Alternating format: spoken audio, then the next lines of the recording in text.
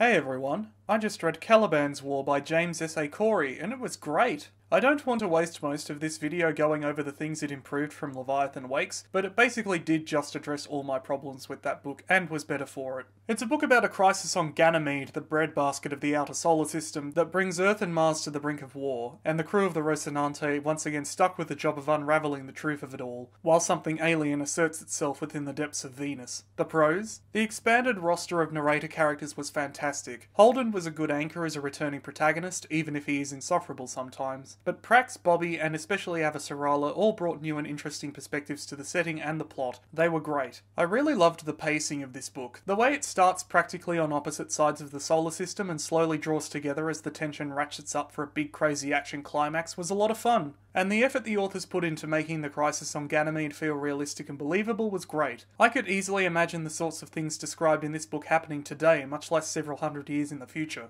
The cons? There are a couple of times where things happen that feel like they were included only for the sake of keeping the plot moving, mainly Larson during the climax and the Pinkwater mercenaries earlier in the book. It's not that these things don't work, but they feel like obvious bandages plastered onto the plot without much thought, and they took me out of the story when they happened. In some ways this book just felt like a repeat, or at least an extension of Leviathan Wakes. Mainly in the way the plot is paced and the order of events. The inclusion of the Razorback after it's set up earlier, but also with the same people being responsible for the conflicts of both books. It's treated as a twist here, even though their involvement was made very obvious given the way one of the antagonists is characterised in the first volume. I don't know why they weren't instantly thrown into jail the second the truth came out in Wakes. I guess what I'm trying to say is it feels like they had an idea for one massive book, but couldn't make it work as a single volume, so they split the stories apart and aspects of both feel a bit wonky as a result. And this is mostly a nitpick, but I really didn't enjoy Holden as a character this time round. He's such a self-righteous idiot who is always jumping to conclusions without all the facts.